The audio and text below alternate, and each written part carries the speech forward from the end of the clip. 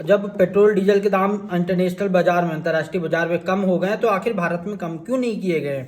जबकि बढ़ाने की बात तो ऐसे बिल्कुल बताया जा रहा था कि सरकार अपनी जेब से भर रही है। मोदी जी ऐसा बताया जा रहा था जैसे प्रधानमंत्री मोदी अपनी जेब से बढ़े हुए पेट्रोल डीजल के दाम भर रहे हैं ताकि जनता को परेशानी ना हो। मोदी सरकार की कुछ मंत्री ऐसी मनमानी चला रहे हैं जिसका खामियाजा जनता भुगत रही है। ऐसा मैं इसलिए कह रहा हूँ, आप देखें इजराइल, ईरान, अमेरिका का युद्ध अब बिल्कुल सेटल हो चुका है। क्रूड ऑयल का प्राइस इंटरनेशनल मार्केट में $80 प्रति बैरल आ चुका है, यानी $40 प्रति बैरल का गिरावट।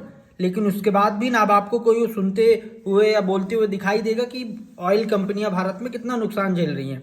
अब क्या मोदी सरकार को ये फर्ज नहीं बनता कि कहीं ना कहीं जो पेट्रोल डीजल के दाम बढ़ाए थे उसको कम किया जाए? लेकिन नहीं, तो अगले 1-2 महीने तक सरकार सोती रहेगी, फिर अचानक नींद खुलेगी जब जनता और ज्यादा कहीं ना कहीं वजन डालेगी।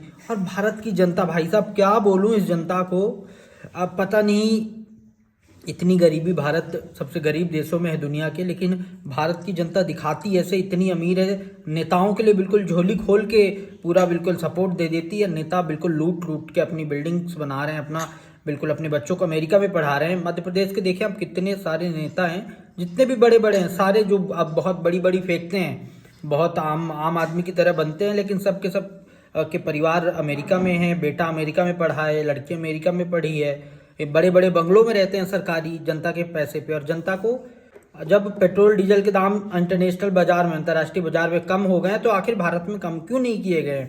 जबकि बढ़ाने की बात तो ऐसे बिल्कुल बताया जा रहा था कि सरकार अपनी जेब से भर रही है। मोदी जी ऐसा बताया जा रहा था जैसे प्रधानमंत्री मोदी अपनी जेब से बढ़े हुए पेट्रोल डीजल के दाम भर रहे हैं ताकि जनता को परेशानी ना हो।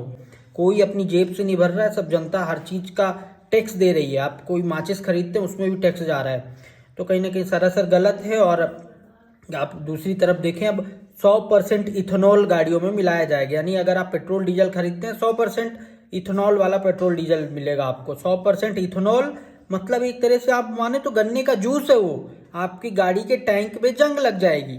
लेकिन शायद भारतीयों को उससे भी फर्क नहीं पड़ता है। 2029 के चुनाव में कितने बड़े मुद्दे बनकर निकलेंगे, या फिर कहीं की पार्टी की जो आईटी सेल है, पार्टियों की, सभी पार्टियों की आईटी सेल है, क्या वो बिल्कुल इसको बिल्कुल ऊपर से चूना लगा के जनता इसको भी भूल जाएगी? देखना खास होगा।